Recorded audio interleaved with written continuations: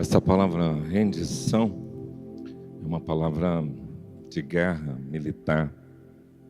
E quando a gente se posiciona na atitude de rendição, nós estamos ali dizendo, eu não consigo sozinho, eu me rendo mesmo. Eu gosto muito de um móvel chamado genuflexório, que a gente só usa nos casamentos. Mas o genuflexório, ele é representativo, né? Porque você se ajoelha e o casal faz isso, dizendo assim, Deus, eu não consigo caminhar com as minhas próprias pernas, estou aqui rendido. E é o que nós estamos fazendo aqui nessa manhã.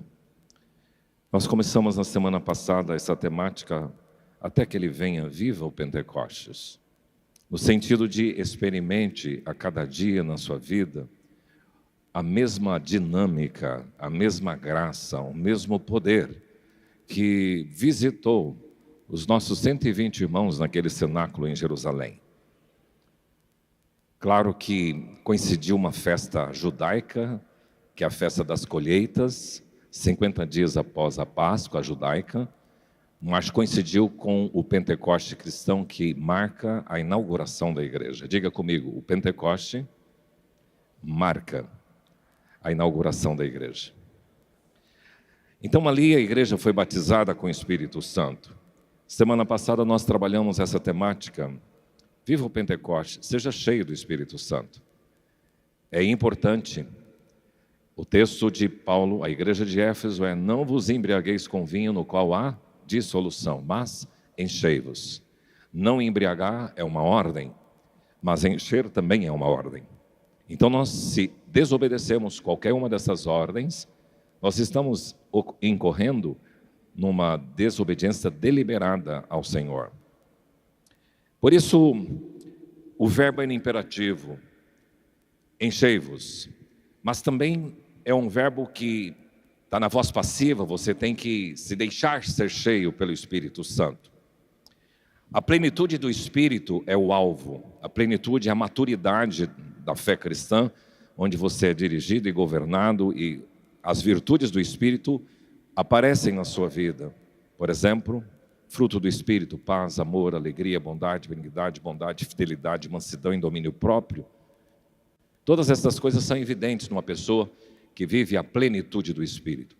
Agora, o enchimento é algo ocasional e você tem que procurar sempre estar cheio do Espírito Santo e ele vem sobre você para você, de forma impactante e forte, testemunhar. Hoje nós vamos olhar para esse texto de Lucas 24, 49, eu quero ler apenas um versículo, e pensar com vocês sobre a implicação desta palavra de Jesus, que está agora perto da sua ascensão, e ele já havia ressuscitado, e ele traz esta orientação geográfica e temporal para os seus discípulos. O texto bíblico de Lucas 24, 49 diz assim, eis que envio sobre vós a promessa de meu Pai. Permanecei, pois, na cidade, até que do alto sejais revestidos de poder. Vamos ler juntos? Eis que envio sobre vós a promessa de meu Pai. Permanecei, pois, na cidade, até que do alto sejais revestidos de poder. Pai, que a Tua palavra surta efeito em nossos corações, nós possamos estar com os nossos ouvidos abertos e sensíveis à voz doce do Teu Espírito. Sussurre em nosso coração. Como o Senhor não falou pelo fogo com Elias, não falou no terremoto, não falou na ventania, mas o falou numa brisa suave, que o Teu Espírito sopre sobre este lugar. Nós oramos assim, em nome de Jesus. Amém. Evangelista Lucas. O filme Paulo, o Apóstolo, que há alguns anos foi projetado nas principais telas de cinema, ainda tem hoje nos canais, ele traz uma ideia muito bonita, o apóstolo Paulo, principalmente na companhia de um homem chamado Lucas. Lucas, ele é declarado por Paulo, quando ele escreve à igreja de Colossenses, o médico amado. Lucas se torna um companheiro de viagens de Paulo. Lucas, ele recebeu uma incumbência de um homem chamado Teófilo, possivelmente um cidadão romano influente, e ele fez uma acurada, diz o texto bíblico, investigação.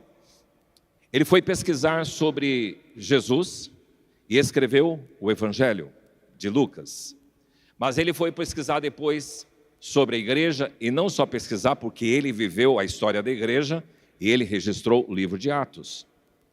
É interessante porque Lucas, ele é muito refinado na sua abordagem, ele é bem técnico, ele é uma pessoa culta, e o escrito de Lucas, tanto do livro de Atos como do Evangelho de Lucas, demonstra claramente isto. Uma coisa curiosa é que o Evangelho de Mateus, que é um evangelho cujo objetivo apresenta Jesus como o rei.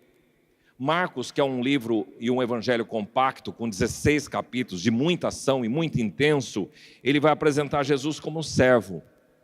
João, que tem uma conotação totalmente diferente dos três evangelhos, que são Mateus, Marcos e Lucas, esses três evangelhos, eles se parecem muito, o João não, é bem distinto.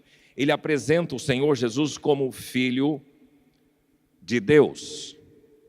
Agora, Lucas, ele apresenta Jesus como filho do homem, aquele que é Senhor dos gentios, aquele que dá atenção às crianças, aos desvalidos, às mulheres e aos pobres, e ele é movido por ternas compaixões, e é esta forma que Lucas aparece. E uma curiosidade muito interessante, Lucas é o único gentio que escreve um livro no Novo Testamento.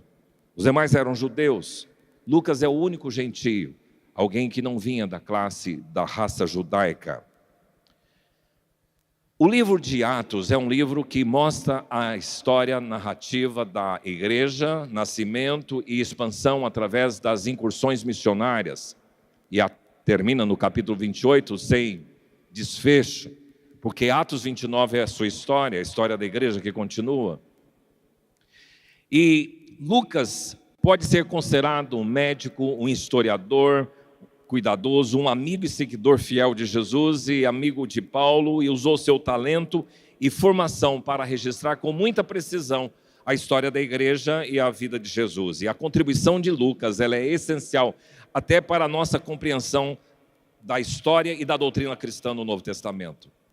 Louvado seja Deus pela vida desse irmão, que com essa capacidade, esse dom, deixou registrado esses dois livros do Novo Testamento, o Evangelho de Jesus Cristo segundo Lucas e Atos dos Apóstolos. No finalzinho do Evangelho de Lucas, ele registrou esta palavra de Jesus. E no início de Atos dos Apóstolos tem um outro texto que parece muito com esse de Lucas 24, 49, que é de Atos 1, 8. Então nós queremos pensar nesta manhã, até que ele venha, viva o Pentecoste e seja revestido do poder de Deus. Diga para a pessoa que está ao seu lado, seja revestido do poder de Deus. O que é ser revestido? O termo vem de uma ideia física de vestir-se de algo, cobrir-se com algo novo. E num aspecto mais filosófico ou cultural, assumir um novo modo de ser, vestir-se de uma nova identidade. É algo que muda o estado ou a função de uma pessoa, e pode ser assim, roupas de honra, pode ser armadura, eu posso revestir da armadura, inclusive Paulo utiliza essa expressão, revesti-vos, pois, de toda a armadura de Deus. Pode ser revestido das vestes sacerdotais, porque o sacerdote só tinha que oficiar com as vestes sacerdotais, ou, conforme esse texto, revestir-se da glória e revestir-se do poder de Deus.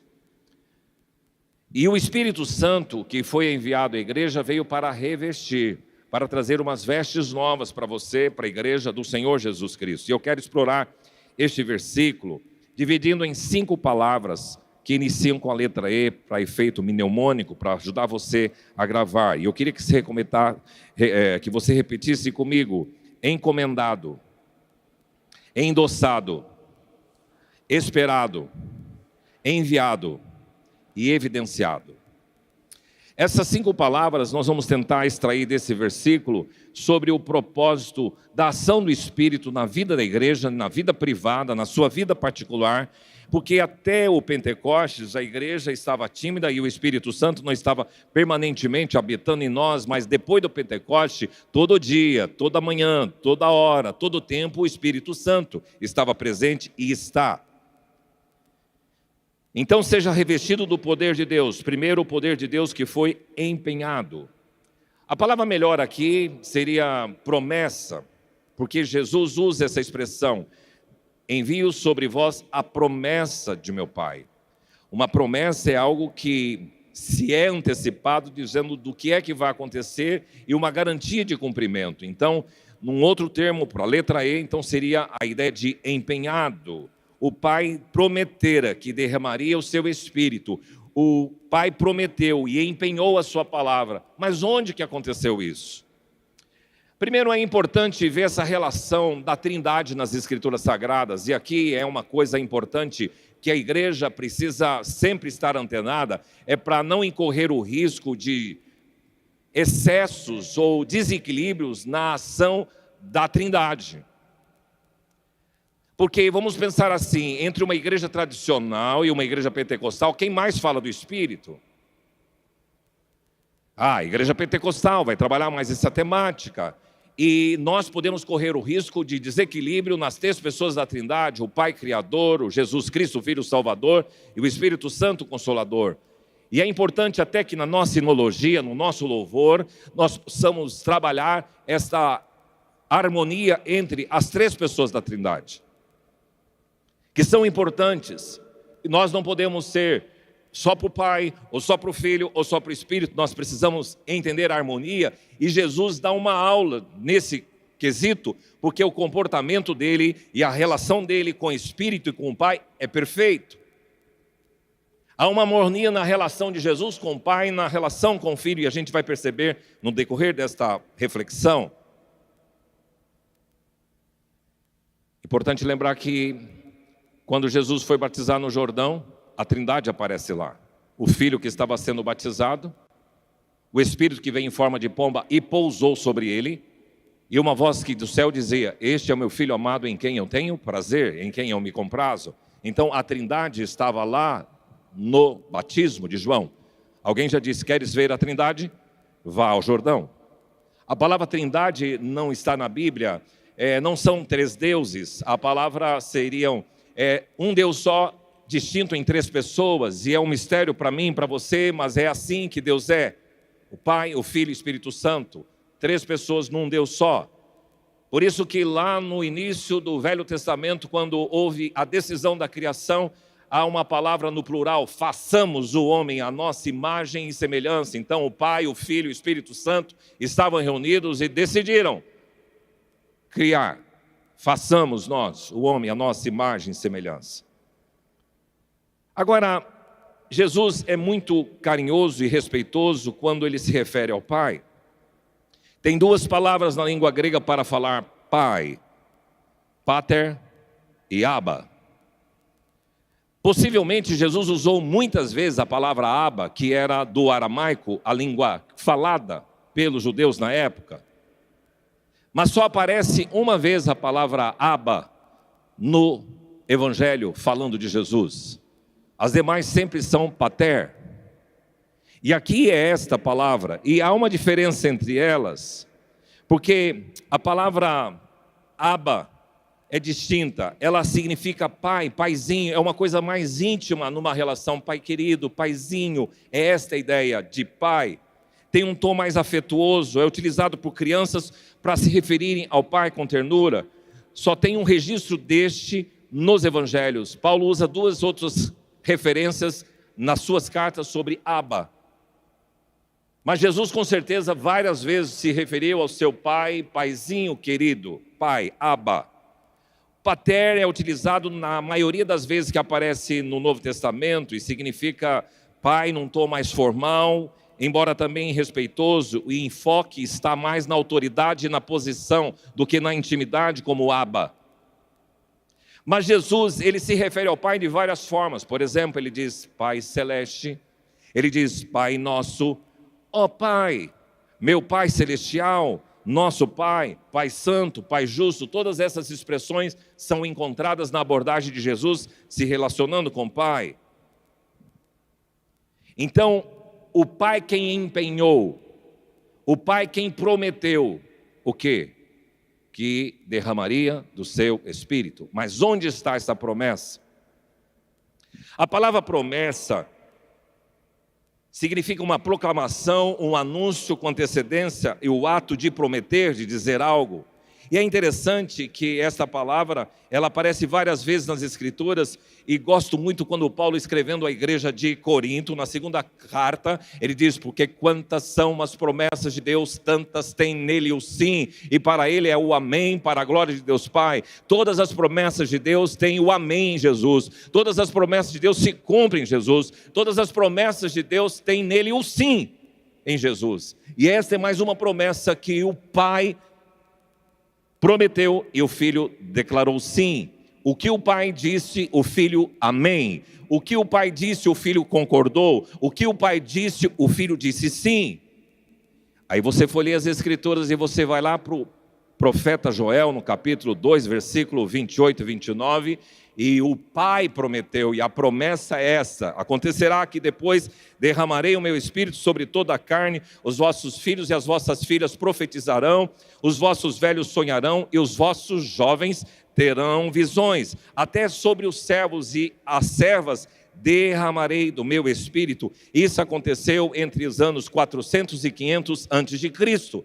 O Pai prometeu. Mas não só o profeta Joel, como o profeta Isaías também recebeu essa incumbência, porque se encontra em Isaías 44, derramarei água sobre o sedento e torrentes. O Senhor vai fazer isso. Para quem é a promessa? Deus prometeu muitos anos antes, através de Joel, através de Isaías, mas para quem? Diz aqui, sobre toda a carne. Não é uma coisa confinada ao judeu, mas é sobre todos. E quando você recebe esta palavra em Atos dos Apóstolos, Pedro explica em Atos 2,39, dizendo, pois esta promessa é para vossos filhos, para todos que ainda estão longe, e para quantos o Senhor nosso Deus chamar. A promessa do derramamento do Espírito, ela é universal, ela é de geral. O Senhor faria isso sobre os seus filhos, não sobre uma classe de pessoas, mas sobre os seus filhos. E essa promessa é abrangente, a sua descendência para servo, independe da sua posição social. E é interessante que quando o profeta Joel disse, quando Isaías declarou isso, o Espírito Santo não estava permanente. Então, aqueles estavam aguardando um dia em que isso seria fato e real. E alguém já disse que você e eu somos os mais privilegiados, porque nós temos à nossa disposição diariamente a presença do Espírito Santo, enquanto que Abraão, Isaac, Jacó, Daniel, Davi, José, todas essas pessoas do Velho Testamento não tinham esta presença maravilhosa que você e eu temos, porque o Espírito Santo, conforme Jesus disse, estará em vós e habitará em você. Então você é um receptáculo, você é um santuário, você é templo do Espírito Santo, você é um privilegiado por ter à sua disposição a presença do Espírito em sua vida. Espírito empenhado, prometido. Seja revestido do poder, esse poder que foi endossado. O endosso é uma assinatura dentro do aspecto jurídico, e você pode transferir alguma coisa para alguém, e a ideia aqui é de que se o Pai prometeu, Jesus veio e endossou. Jesus veio e concordou. Jesus veio e disse amém. Isso é o endosso.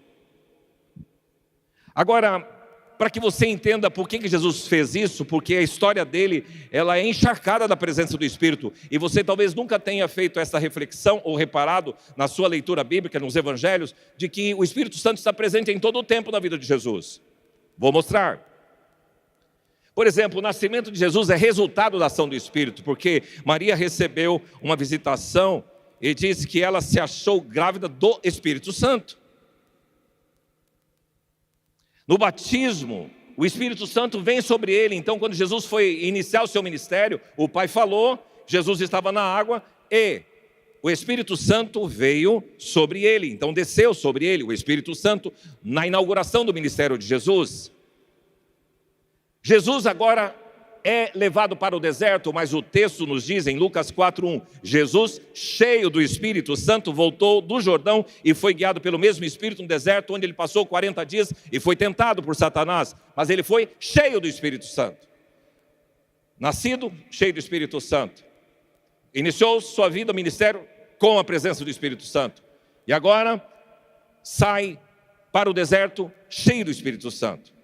Jesus tinha uma consciência tão profunda da presença do Espírito, porque ele diz na sinagoga em Cafarnaum, quando ele abriu o profeta Isaías, e ele mesmo declarou: o Espírito do Senhor está sobre mim, pelo que me ungiu para evangelizar aos pobres, enviou-me para proclamar libertação aos cativos e restauração da vista aos cegos, e para pôr em liberdade os oprimidos e apregoar o ano aceitável do Senhor. Acabou de declarar isso, ele fechou o livro e sentou, e gerou um grande tumulto na sinagoga de Cafarnaum, ou de Nazaré, perdão.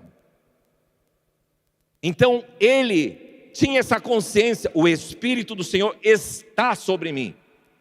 Jesus expulsava os demônios pelo Espírito Santo, em Mateus 2:28, se porém eu expulso demônios pelo Espírito de Deus, certamente é chegado o reino de Deus. Então, pelo Espírito Santo, Jesus envia os seus discípulos, orientando-os a batizar em nome do Pai, do Filho e do Espírito Santo. Jesus declarou aos discípulos que o Espírito Santo os capacitaria a falar nos momentos difíceis. Por exemplo, Marcos 13:11, quando vocês forem levados e entregarem vocês nas sinagogas, não preocupais com o que você deverá dizer, mas o que for concedido naquela hora falai, porque não sois vós que falais, mas o Espírito Santo. Então Jesus, no seu ensino e na sua vida, ele transborda o Espírito Santo. E ele incita você e a mim a viver diariamente sob o governo do Espírito Santo. A Bíblia diz que Jesus enviou 70 discípulos de 2 em 2. E eles voltaram eufóricos, alegres por tudo que realizaram naquele momento, nessa missão que eles saíram. E quando eles chegam, o texto bíblico diz em Lucas 10:1, naquela hora, quando eles retornaram, Jesus exultou no Espírito Santo e exclamou: graças te dou, ó Pai, Senhor do céu e da terra, porque ocultastes essas coisas aos sábios instruídos e a revelaste aos pequeninos. Sim, ó Pai, porque assim foi do teu agrado. Jesus exultou no Espírito Santo. Jesus, conversando com aquele religioso chamado Nicodemos, ele diz: ó meu amigo, se você não nascer do Espírito, você não pode ver o reino de Deus. Quem não nascer da água e do Espírito não pode ver o reino de Deus. Você precisa passar por uma metamorfose, por uma transformação que só o Espírito pode dar. Meu irmão, isso é tão profundo porque tem muito crente que diz ser crente, que está arrolado numa igreja evangélica, mas que não experimentou uma metamorfose, uma transformação, que comete pecado, não se envergonha, não se quebranta e finge que tudo não aconteceu. Você precisa de uma transformação, de uma metanoia, de uma mudança que só o Espírito Santo pode fazer na sua vida. Jesus endossa e declara que os seus filhos conhecem que são habitação do Espírito. Jesus tem uma intimidade com o Espírito Santo. Em vários momentos no ministério dele há uma comunhão, uma sinergia entre Jesus, o Filho e o Espírito Santo. E ele endossa a importância do Espírito Santo na vida de cada um de nós. Agora, seu pai comprometeu, eu, filho, agora Jesus dizendo, eu confirmo, eu endosso, eu enviarei sobre vocês. Porque o texto começa assim: eis que eu enviarei sobre vós. O pai prometeu, mas quem vai enviar sou eu. Jesus faz várias declarações sobre o Espírito Santo, especialmente em João 15:26. O Espírito Santo vai falar de mim. O Espírito Santo dará testemunho de mim. Jesus declara em João 15:27, e vocês também vão testemunhar de mim, porque o Espírito Santo vai fazer isto. O próprio Senhor Jesus em João 16:7 diz que quando o Espírito vier, ele convencerá o mundo do pecado, da justiça e do juízo. Ele os guiará em toda a verdade, diz o texto lá de João 16:13, e vai dizer tudo o que tiver ouvido e anunciará as coisas que hão de acontecer. Quem? O Espírito Santo. Ele, o Espírito Santo, vai falar de mim e vai me glorificar e há de anunciar, e eu vou-lo anunciar. Eu fiquei pensando, quando estava preparando essa reflexão com vocês, sobre Essa conversa, quando Jesus chega no céu, permita-me, com toda respeito e reverência, pensar nesta forma. Ele tem um encontro com o Espírito Santo. Ele fez a sua obra e agora chegou para o Espírito. Agora é sua vez, meu amigo. Vai, vou enviar você. E da mesma forma, Espírito, Jesus falando com o Espírito Santo, da mesma forma que você agiu em mim, age na vida dos meus discípulos. Espírito, você será enviado com este propósito. Você vai estar com eles em todo o tempo. Eu só tive um período de 33 anos para estar e formar 12 e alguns outros que seguiram. E da mesma forma como você agiu em mim, por favor, que eles não sintam a minha falta, que eles, através da sua presença, sintam que eu estou com eles. Espírito, tal como eu desfrutei da amizade quando estava lá na minha missão, que o Senhor possa trazer esta mesma ligação e intimidade com esses. Da mesma forma como tu agisses na minha vida, faça da mesma forma na vida dos meus discípulos. Está entendendo, Espírito? Você será enviado, você será derramado. Por favor, faça a sua parte, cuide dos meus discípulos, guia-os na verdade, guarda-os, consola quando eles estiverem aflitos e convença-os do pecado, convença-os das misérias, das mazelas humanas, convença-os do juízo de Deus e traga um coração rendido e quebrantado. Espírito, por favor, ensina-os a tua palavra. Quando eles forem ler as Escrituras Sagradas, por favor, Espírito, clarifica, ilumina essa palavra que tu mesmo revelou àqueles que escreveram no Velho Testamento. Faça isso, Espírito. Capacita-os para edificar a minha igreja. Essa é a missão, Espírito Santo. E eu fiquei pensando depois, quando o Pentecoste aconteceu, e agora o Espírito Santo e o Filho conversando, falou, puxa, que trabalho que se fez. Porque a igreja que estava tímida lá, acabrunhada naqueles lugares fechados, no cenáculo, com medo de tudo e de todos, e com a tua presença ela explodiu. Espírito, que trabalho tremendo. Encha-os da sua alegria, Espírito, encha os meus discípulos da força e de energia. Visita-os com poder e graça. Valeu. Esta é a missão do Espírito. Enviado pelo Pai, ou por Jesus, prometido pelo Pai, endossado por Jesus. Terceiro lugar é o Espírito que foi esperado, e aqui eu queria destacar no versículo de Lucas 24, 49, permanecei na cidade, até que. Meu amigo, aqui é um exercício difícil para as pessoas que vivem num mundo acelerado, num mundo em que tudo é fast, tudo é rápido, a gente quer as coisas para ontem, e aqui simplesmente Jesus diz, esperem até que, fiquem lá na cidade, aguarde, fique quietinho, espere o momento oportuno e próprio. Isso é um grande desafio para a maioria de nós, porque a gente gostaria as coisas acontecendo de forma mais rápida, de forma mais intensa, de uma forma muito mais previsível do que demorando tanto. Aqui para mim tem uma pedagogia que eu chamo a pedagogia da permanência, que são 3 palavras fortes: obediência, paciência e dependência. Meu amigo, se você quiser entender a dinâmica do Espírito e você quiser também experimentar a presença do Espírito, você precisa esperar. E esse Espírito que você precisa ser revestido, esperado, só acontece com obediência, com paciência e também com dependência.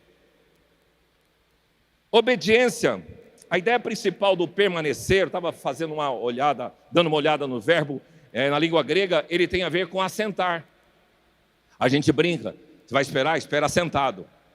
É essa a ideia, permaneça sentado, espere assentado, aguarde. Não antecipe, não atropele processos, siga o rito. Tem muita gente que quer atropelar processo e quer que as coisas aconteçam. Não, siga o trâmite, dê o tempo ao tempo, permaneça, aguarde sentado, é esta a ideia. E quando você olha para Atos 2:1, ao cumprir-se o dia de Pentecostes, estavam todos reunidos. estavam todos permanecendo, estavam todos aguardando, estavam todos esperando. O que é que vai acontecer? Jesus pediu, nós estamos aqui. Tem um episódio nas Escrituras que mostra o grande risco de você atropelar processo. Samuel, o profeta, disse para Saul, quando eles estavam perto de entrar em guerra contra os filisteus, e Samuel disse para Saul: você aguarde 7 dias até eu chegar em Gilgal, e lá nós vamos oferecer sacrifícios. O texto bíblico diz que Saul passou o primeiro dia, segundo dia, ele já percebeu o seu exército inquieto, começou a ficar preocupado, terceiro dia, quarto dia, mas o que eu tenho que fazer? Samuel não chega, o que eu vou fazer? Quinto dia, sexto dia, sétimo dia, aí ele falou, não tem jeito, eu vou sacrificar. Quando ele acabou de sacrificar, no sétimo dia, quem que chega? Samuel. Por que você fez isso? O rei não podia fazer sacrifício como o profeta poderia. Ele desobedeceu, ele não teve paciência e ele também mostrou que ele era autônomo, que ele não tinha dependência. Muito cuidado com essa postura de Saul. Permaneça na cidade, assentado, aguarde o momento. Deus tem coisas para fazer na sua vida e o recado dele para o seu coração é: aguarde, permaneça assentado, espere ele fazer. Esperei confiantemente pelo Senhor e ele se inclinou para mim quando clamei por socorro. Tirou-me de um tremedal de lama e me pôs sobre a rocha e me pôs sobre os lábios uma nova canção. Muitas vezes eu fui confrontado com o texto de Lamentações de Jeremias, e Jeremias sofreu muito no seu ministério. Ele diz assim: bom é aguardar a salvação do Senhor, e isso em silêncio. Esperar já é chato, esperar quieto é pior ainda. Mas se você quiser experimentar o revestimento do Senhor, você precisa aguardar, você precisa esperar. Revestido, tem que esperar até que do alto. Se você quiser algumas coisas lindas que Deus tem para fazer na sua vida, aguarde um momento. E Deus vai fazer. E a dependência até que. Muito bem. Seja revestido do poder que foi endossado, que foi encomendado, que foi também esperado, mas que foi enviado. E aqui eu queria olhar para a origem de onde veio esse poder. Eu gosto muito porque o texto de Jesus diz até que do alto. E há um contraste do alto e o de baixo. Há um contraste entre as coisas que é do alto e as coisas que são da terra.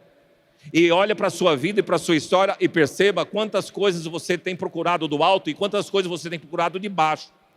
Quantas coisas o valor que você tem, a intensidade do seu tempo, da sua energia, gasta nas coisas que são de baixo e não do alto. E esse poder vem do alto, é lá. Por isso que o Salmo diz: eleva os olhos para os montes, de onde vem o meu socorro? O meu socorro vem do Senhor, vem do alto, vem dos céus. O Deus que criou os céus e a terra, o mar e tudo quanto há neles. Então, não aguarde o seu socorro, não aguarde a sua provisão, não aguarde a solução para os seus problemas do plano térreo, mas do alto. É lá que as coisas acontecem. Por isso que a Bíblia está dizendo que o socorro vem do alto, a sabedoria vem do alto, o poder de Deus vem do alto, toda a boa dádiva, todo dom perfeito vem do alto, lá dos Pais das luzes. O Espírito Santo vem do alto e somos orientados a buscar as coisas lá do alto, onde Cristo vive. E agora aquela promessa 400 anos antes por Joel se cumpre. Então Joel profetizou o derramamento: derramarei do meu espírito. Agora Jesus profetizou: permaneçam na cidade até que do alto sejais revestidos de poder. Agora Atos, Jesus 1:8 diz: recebereis poder ao descer sobre vós o Espírito Santo. E em Atos 2, ao cumprir-se o dia de Pentecostes, a profecia de Isaías, a profecia de Joel, a profecia de Jesus se cumpriu em Atos 2. O texto diz: ao cumprir-se o dia de Pentecostes, estavam todos reunidos no mesmo lugar, todos ficaram cheios do Espírito Santo. Aguarda, e ele é enviado. Chega na hora certa. Deixa eu trabalhar um pouco de doutrina aqui para você. Batismo com o Espírito Santo é um tema controverso entre igrejas tradicionais e pentecostais. Doutrina pentecostal: você, depois de se converter, ou de ter sido convertido, você precisa buscar o batismo com o Espírito Santo. Essa é a doutrina pentecostal, a doutrina da Igreja Assembleia de Deus. E um sinal de que você foi batizado com o Espírito Santo é o dom de línguas. Essa é a doutrina pentecostal. E uma coisa muito importante para quem estuda a Bíblia é que a maioria dos ensinos pentecostais são levantados e erguidos, e as doutrinas do livro de Atos. Atos não é um livro doutrinário, Atos é um livro histórico. E a história registra experiências, então eles pegam as experiências e dogmatizam aquilo e traz doutrina. Mas qual é a compreensão adequada e da forma como nós ensinamos a igreja? Olha aqui comigo. Nós temos 3 textos aqui. O primeiro de Joel, e eu queria que você olhasse para os verbos. Primeiro lá em Joel, qual é o primeiro verbo que está lá? Derramarei. Presente, passado ou futuro? Futuro. Derramarei do meu espírito. Agora, Atos 2,16. Pedro está interpretando o evento que está acontecendo em Pentecoste. E agora ele diz assim: mas o que ocorre? Esse verbo está no presente, passado ou futuro? Presente.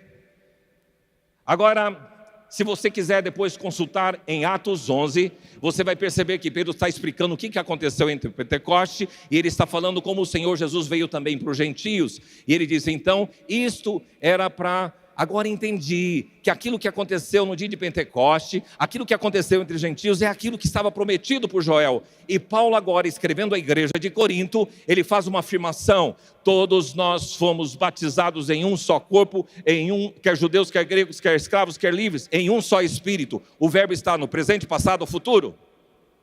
Passado. O que é a compreensão aqui de que o batismo com o Espírito Santo já aconteceu na vida da igreja, e quando eu recebo a Jesus como meu Salvador e Senhor, eu recebo os efeitos do batismo com o Espírito Santo que aconteceu sobre a igreja. Isso é o Pentecoste que inaugurou a igreja.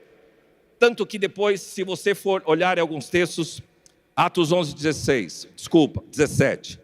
Se Deus lhe concedeu o mesmo dom que a nós nos outorgou quando cremos. E Atos 19:2. Paulo pergunta: recebestes porventura o Espírito Santo quando crestes? Então o Espírito Santo eu recebo quando o quê? Creio. O dia que eu recebo Jesus como meu Salvador, creio que Ele é meu Salvador pessoal, que Ele pagou na cruz os meus pecados, o dia que eu faço isso, eu recebo o Espírito Santo. E o batismo que veio sobre a igreja, aquele que aconteceu em Pentecoste, ele me atinge e me alcançou. Então eu não preciso buscar o batismo com o Espírito Santo. Eu preciso buscar ser cheio do Espírito Santo. Eu preciso buscar a plenitude do Espírito Santo. E saber que eu tenho que ter comunhão diária com o Espírito Santo. Esse Espírito Santo que foi enviado. E por fim, o Espírito Santo agora foi evidenciado. O poder dele. A palavra evidenciar tem a ver com algo claro, visível, notório, demonstrado com clareza. E Jesus diz: eis que envio sobre vós a promessa de meu Pai, permanecei, pois na cidade, até que do alto sejais revestidos de poder. Como dissemos no início, o revestimento é você colocar uma roupa, cobrir-se com vestimenta, ser coberto, vestir com algo novo, colocar por cima. E tem várias recomendações bíblicas. Revesti-vos, pois, do Senhor Jesus Cristo. Revistam-se do novo homem. Revistam-se de toda a armadura de Deus. Revistam-se de ternos afetos de misericórdia, bondade, humildade, mansidão e longanimidade. Revistam-se. Tem várias recomendações das Escrituras sobre esse revestimento. E esse revestimento traz poder, esse revestimento traz a você identidade, traz caráter, e esse revestimento traz a você proteção. Antes, sem revestimento, fraco, impotente, com medo, limitado, tímido e trancado. Agora, revestido do poder de Deus, capacitado, encorajado, forte, ousado, cheios de autoridade. E aí entra essa palavra tão importante que Jesus diz em Lucas 24:39, até que do alto sejais revestidos de poder. E Atos 1:8, recebereis poder ao descer sobre vós. Qual é esta palavra? Dunamis. Eu era adolescente, 14, 16 anos. Eu era menor aprendiz e tinha um colega na agência que eu trabalhava, que ele era pastor. E era um grupo que buscava Deus. E eu confesso a vocês que na minha juventude eu procurei muito a presença do Espírito Santo. Eu queria esses movimentos, saber o que é que está acontecendo, o que eles têm. E Deus me deu algumas experiências interessantes. Mas Ele me mostrou um folheto, Caio, que tinha assim o poder espiritual. E no folheto falava desta explosão, o dunamis, que recebereis poder quando o Espírito Santo estiver sobre você. A palavra dunamis, ou poder, é força, habilidade, capacidade, e aquilo que Jesus disse para o Espírito, está vendo? Agora você vai lá e capacita, dê poder, autoridade para essas pessoas, que por si só não fazem nada, mas é o Senhor que vai fazer eles operar milagres, sinais e prodígios, e poder para testemunhar, a ponto deles não terem medo de leões, não terem medo de perseguição romana, não terem medo de ninguém, dos sinagogas, dos religiosos. E essa palavra poder aparece 9 vezes no livro de Atos. Agora o poder tem uma proposta: recebereis poder ao descer sobre vós o Espírito Santo, e ser-me-eis testemunhas. O poder que Deus dá é para que você testemunhe, para que você compartilhe. Esses dias eu ouvia de um membro da igreja, médico, e vendo como Deus tem usado esse homem na profissão, e sentindo a ação de Deus até no trabalho clínico dele, e essa experiência de poder. Aqui tem um outro médico, que é obstetra. Ele contou já uma história para mim muito linda, em que um dia ele estava operando e viu uma outra mão. Poder. Deus é quem dá poder.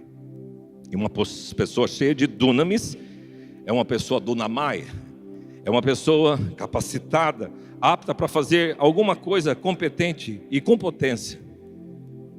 Maria, mãe de Jesus, foi envolvida pelo poder. Descerá sobre ti o Espírito Santo e o dunamis, o poder do Altíssimo te envolverá. O profeta João Batista recebeu e irá diante do Senhor no espírito e dunamis de Elias. Jesus, influenciado sobre esse poder, e diz: então Jesus, no poder do Espírito, regressou para Galileia. Deus ungiu a Jesus de Nazaré com o Espírito Santo e com poder. E Jesus otorgou aos seus discípulos, deu-lhes o poder e autoridade. Atos 4,33 diz: com grande dunamis, poder, os apóstolos davam testemunho da ressurreição. Ora, aquele que é poderoso para fazer infinitamente mais do que tudo quanto pedimos, pensamos e cremos, segundo o poder que em nós opera. Diga comigo: o poder que opera em minha vida. Esse é o poder do Espírito Santo que foi otorgado pelo Senhor Jesus Cristo. Teve um Simão que viu esses negócios, falou: eu quero esse poder, e concedam para mim, porque eu quero orar pelas pessoas, impuser as mãos, elas vão receber o Espírito Santo. E Pedro, com autoridade, diz: o teu dinheiro seja contigo para a perdição, pois você julgaste adquirir por meio dele o dom de Deus. Não tens parte, nem sorte, nem ministério, porque o teu coração não é reto diante do Senhor.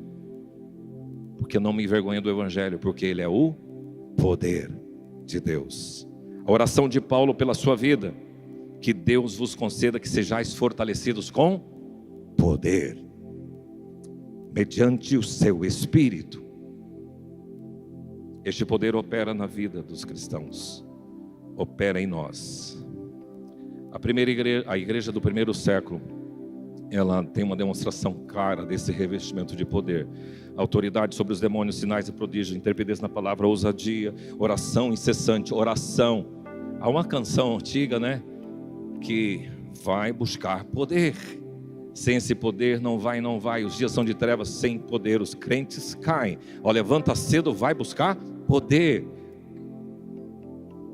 Ardor evangelístico é a capacitação do poder de Deus. Paixão missionária é uma pessoa revestida do Espírito Santo com esse poder. Pessoas incansáveis no trabalho do reino é uma pessoa que está no caminho da glória do poder de Deus. O reino é prioridade na vida dessas pessoas. E há uma forte convicção de pecado, porque às vezes a gente rotula os pecados escandalosos, Mas se tem muita coisa dentro do seu coração que precisa ser exposto diante do Senhor e se envergonhar da forma como você se acha, você se compara com as pessoas. Quem é você? Só o Espírito Santo vai revelar isso no seu coração. Busque ao Senhor o seu poder. Quero convidá-la a se colocar em pé. Esse poder que foi evidenciado. Viva o Pentecostes, seja revestido do poder de Deus. Hoje nós celebramos no calendário cristão o dia de Pentecostes. E a proposta que a gente tem trazido para vocês é que vocês possam ser revestidos do poder de Deus. Jesus precisou muito. E Jesus encaminhou o seu amigo, o Espírito Santo, para estar com você. Nós vamos cantar essa canção. E se você sentir na liberdade, falar: Senhor, eu quero consagrar minha vida para cada vez mais ser revestido desse poder. Se você tiver essa liberdade, quiser fazer isso e quiser vir à frente, enquanto cantamos essa canção, nós vamos buscar ao Senhor.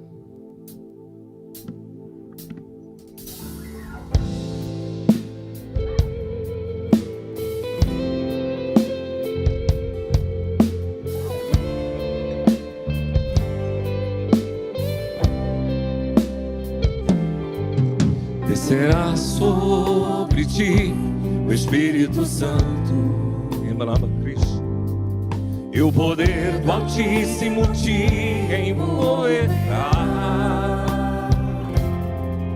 Descerá sobre ti o Espírito Santo, e o poder do Altíssimo te envolverá. Tua alma viverá, teu espírito renovará, e no teu corpo tudo novo se fará. Tua alma viverá, teu espírito renovará, e no teu corpo tudo novo se fará.